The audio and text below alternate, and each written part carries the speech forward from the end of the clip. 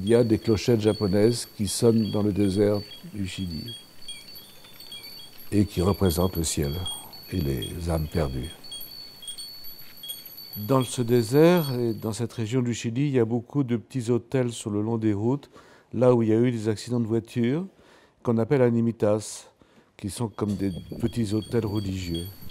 C'est un endroit qui est extrêmement chargé, aussi parce que Pinochet avait tendance à jeter et à enterrer ses prisonniers à l'intérieur de ce désert, et que jusqu'à une date assez récente, il y avait des mères et des femmes de prisonniers qui cherchaient les ossements à l'intérieur du désert.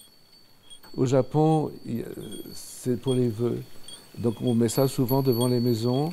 Et je crois qu'à chaque fois que le vent fait bouger, au lieu que ce soit un plastique transparent, c'est une phrase qui est marquée. Et je pense qu'à chaque fois que le vent fait bouger la clochette, c'est comme de redire la prière.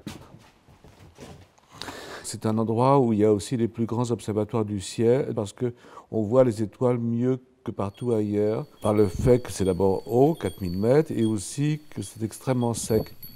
On a travaillé avec une communauté indienne qui était dans la région, qui n'était pas loin de là, et qui nous ont donné, prêté ce bout de terrain.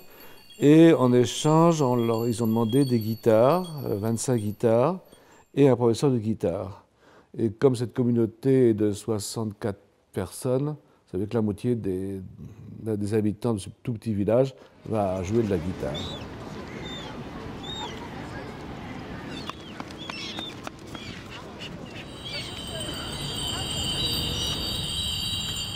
Ce qui était montré aux Tuileries était la maquette de cette œuvre. C'était, je crois, un cinquième de l'œuvre ou une chose comme ça.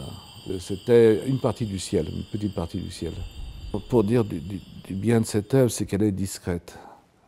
Elle ne prend pas trop d'espace et elle ne s'impose pas trop. Voilà. Et donc elle est légère. Les œuvres que je fais aujourd'hui, c'est plutôt comme des partitions musicales, c'est-à-dire que effectivement, ça disparaît, mais on peut les rejouer ailleurs. J'ai décidé de ne pas préserver l'œuvre, c'est-à-dire qu'on ne la détruit pas, mais on attend que le désert la détruise. Et donc il y a à peu près 800 clochettes, donc on peut imaginer que dans un an, il n'y en aura plus que, je sais pas, 200, et puis que dans 2 ans, il n'y en aura plus que 20. En tout cas, je trouve que c'est affreux d'imposer une œuvre à la nature. J'aime beaucoup cet endroit, vraiment énormément, j'aimerais y retourner. Mais vous savez, surtout arrivé à mon âge, c'est le prochain projet qui compte. Ma vie aujourd'hui est plutôt comme un forain. C'est-à-dire je vais comme on dit, de ville en ville, mais là de pays en pays. J'installe mon chapiteau, et puis voilà, 8 jours après, ou 15 jours après, ou 2 mois après, 3 mois après, la chose est partie. Moi, je suis dans une autre ville et on commence comme ça. Et toute ma vie se passe d'aller de ville en ville.